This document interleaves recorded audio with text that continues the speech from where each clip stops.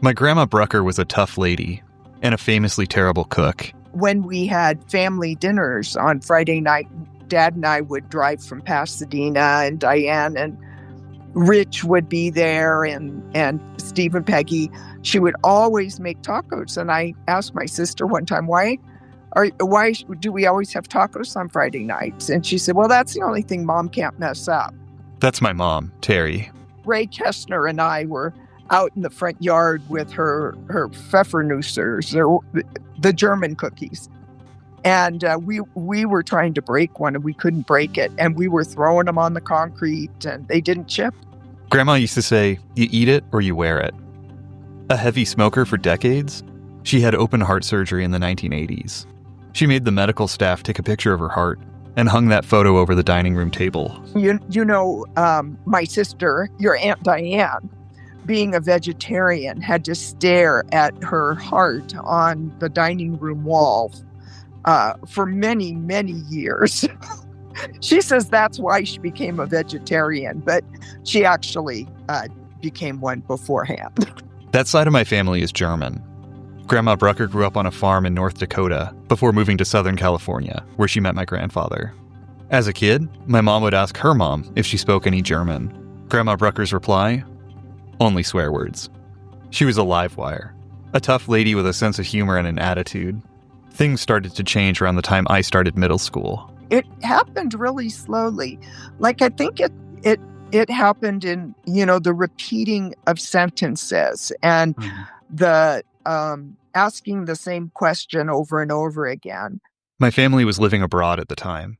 Talking to Mom for this story, I learned Grandma's condition was one of the main reasons we moved back to the States. Even then, we lived in Colorado, 1,100 miles away from my grandparents' house in a suburb of Los Angeles. But I started going back to LA 3 or 4 times a year. At first, when Mom got the dementia, she was somewhat angry, and she was difficult. She came to realize that she really was forgetting a tremendous amount, and she got to be really sweet. I remember pretty clearly watching a movie one night at my grandparents' house. Grandma coming into the room over and over asking if we had enough blankets. Stories like that are pretty common, with Alzheimer's and dementia impacting thousands of families across the country. Here's Shannon White with the Alzheimer's Association. I was in high school, and you're so sort of self-involved, and my grandfather lived with us for a little while, and I remember just asking my parents, like, why is he so mean? Like, he would yell at me, like, you're going to leave me here all day. But I was like, I have to go to school. It was just it was a really confusing time, and nobody really knew how to talk about it. There's a lot we don't know about the condition, but there's really exciting research happening right now that's reshaping care. This week on the Crossroads Suncast, the history and future of Alzheimer's and dementia treatment. I'm Bryce Patterson. Alzheimer's disease is named for German psychiatrist Alois Alzheimer, though he originally called the condition presenile dementia. It's 1901 when he meets Augusta Dater, a 51-year-old woman committed to the Frankfurt Asylum in central Germany. She's suffering from the symptoms that go on to define the condition. That includes memory loss, paranoia, depression, and fits of jealousy, where she worries that her husband is having an affair. Dater is young, and her condition is severe. She struggles to answer basic questions about her age, her husband's name, and misidentifies food even as she's eating it. She responds to many questions by saying, I have lost myself.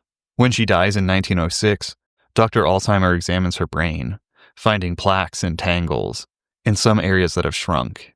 Her case builds our fundamental understanding of Alzheimer's disease, a specific condition within the broader umbrella of dementia. Alzheimer's accounts for about 70% of dementia cases. It's a complex condition, and there's still a lot experts don't know about it. Shannon White asked an expert for her take after studying Alzheimer's for 40 years. She said, I think it's a taking out the trash problem. And so she said, amyloid protein is being built up and taken out of your brain all the time. And it's just pumping through. And when you sleep, it's taken out and things like that. And she said, for some reason, these amyloid proteins are getting stuck in the brain and they're not being taken out, like taking out the trash. And so after a while, when those get clogged up in the brain, that is causing cognitive decline. Director of Stroke and Head of Neurology at Baptist Health Paducah, Dr. Joseph Ashburn, described the issue in similar terms. These proteins, because they're not folded correctly, the cells can't get rid of them. And so they accumulate like piles of trash around the cell. And so, as you can imagine, without attacking those piles of trash, you're not really changing the course of that disease. There's a range of risk factors connected to the development of Alzheimer's and dementia. Age, family history, and genetics all contribute to the risk of cognitive decline. Sleep habits, smoking, and conditions like diabetes and hypertension also contribute to the risk. Experts say heart health and brain health are closely linked, and conditions that impact your heart are also likely to impact your brain. Historically, exposure to aluminum from soda cans, foil, and other day-to-day products was suspected as a potential cause of Alzheimer's. But further scientific studies have failed to confirm any link. Head injuries can also increase the risk of cognitive decline. Alzheimer's is widespread, and its impact is complex. Alzheimer's kills more people than prostate and breast cancer combined. It is 1 out of every 6 people will be affected by some sort of dementia or cognitive decline, and it affects women actually twice as likely. It also affects Black and Brown communities twice as high as well, and we're not really sure why. Today, nearly 7 million Americans are living with Alzheimer's. Broadly, day-to-day health interventions can reduce your risk. It's what everybody knows that you should be doing. It's moving more. It's not becoming a gym rat. It's just walking every day for a little bit, eating whole foods, Mediterranean diet, things like that we all know we should be doing. So that can work to help with cognitive decline. Even with everything we still don't know or understand, there's a lot of good news. In 2021, the first treatments came out for Alzheimer's. And until then, from 1906 to 2021, the only drugs that were available really treated the symptoms of the disease. So if people got agitated or aggressive, or if they couldn't sleep, or, their brain was changing in a way that they would need drugs to treat the symptoms. So these new treatments that are out since 2021 are actually treating the disease. And so we really feel like we are on the forefront of a whole new way to treat and talk about Alzheimer's and dementia. Currently, treatment involves trips to the hospital, similar to chemotherapy or dialysis. You get an infusion, and then they monitor you for side effects or any reactions that you're having. Here's how Baptist Health Paducah nurse practitioner Brittany Walters describes the impact. What these infusions do is they break down the beta amyloid plaque that has built up in the brain tissue, and that's the plaque that causes dysfunction of the neurons and cell breakdown and toxicity and death, essentially, and causes, cognitive dysfunction. But what these infusions do is they break down the plaque, and then the body's immune system comes through and clears it. And so we're able to really significantly decrease disease progression with these infusions. And for some patient populations, we see improvement to their cognitive functioning as well. Alongside those treatments, other drugs can help address symptoms like memory loss and confusion for a limited amount of time. One of the major issues now is access to those infusions. Obviously, the big urban areas, Louisville and Lexington, you can get these drugs readily, Norton Healthcare and at UK. But in some of our rural areas, it's really tough. You have to drive once a month. You might have to get lodging. It upends everyone's schedule and a routine. Currently, researchers are working towards a self-injected version of the medications, similar to Ozempic or Wegovy. We're hoping that if it can be self-administered with still keeping a close eye on any reactions or side effects that people are having, that can really improve access to these treatments. Just this week, the Food and Drug Administration approved a new blood test to help in ruling out Alzheimer's in patients showing symptoms of cognitive decline. It's another step forward in providing access to care. Dr. Ashburn says, the previous approach to testing for Alzheimer's could be expensive, time-consuming, and uncomfortable. One is a PET scan, and a PET scan is similar to a CT or an MRI scan, but it uses a special dye. And that dye is very hard to make. It's a radioactive dye. And so we have to ship it into Paducah from different locations, and it has to be timed perfectly. So the patient has to be there and the dye has to come in just right before it loses its radioactive properties. And the only other method of diagnosing is to do a lumbar puncture. And that's not the worst test in the world, but as you can imagine, if you're a little bit older and you have a back full of arthritis, it's not the most fun thing in the world to try to put a needle in there and pull some fluid out. Understanding whether a patient has Alzheimer's is an important step towards starting treatment, addressing issues early before they become severe. To know a diagnosis, that alone can change lives. As far as just future planning and to anticipate the care needs of a family member, those are huge tools that we can really give some benefit to our patients and their families at fighting this horrible, horrible disease. That shift in the ability to access care is important because Alzheimer's and dementia aren't just medical issues. They also have a much bigger social impact.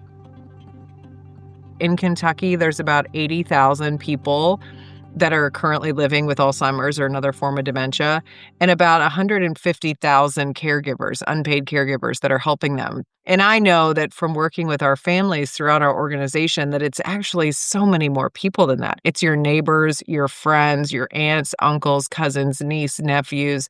Everyone is affected when someone is diagnosed with this disease. When my dad broke his hip, he could only go back home if he had a full-time nurse. And so I remember Steve calling me and saying, Mom won't be able to handle having a stranger in the house. And Dad can't come home unless there's a full-time nurse. And sure enough, she kept asking, why is that strange lady in the house? What is she doing? I don't want her here. Make her go home. Caregiving can be frustrating, with Alzheimer's patients often repeating the same actions and questions. The Alzheimer's Association runs a 24-hour helpline for people living with dementia and their family and caregivers. We had one person that called that their husband would not stop touching the thermostat. And so they called at 2:00 in the morning and the woman said, do you have any Tupperware? Can you tape up a Tupperware container over it until tomorrow you can go get a lockbox? And she's like, that was life-changing. Patients with Alzheimer's need constant support. That's tough for families and has a ripple effect across communities. It's a huge economic development issue as well, that so many people are part of this sandwich generation, and I put myself in that as well. I still have, my kids aren't that young, but I'm still raising children, but I'm now dealing with my aging parents, and so I'm part of this sandwich generation. And a lot of people are having to leave work early or go part-time or come in late or leave the workforce altogether to take care of their loved one. We have a really incredible volunteer in Hopkinsville who has a big job, lots of responsibility, her dream job, but her dad has been diagnosed and she's told me a couple weeks ago, she's like, I'm actually going to leave the workforce. She's like, I don't know how much time I have left with him and my mom can't handle it by herself. And so for right now, I'm going to leave the workforce and take care of him. And, she's worked her whole life to be in that career and get that big position. In total, the Alzheimer's Association estimates Alzheimer's and other forms of dementia cost the United States $360 billion last year. That cost is expected to hit nearly $1 trillion by 2050.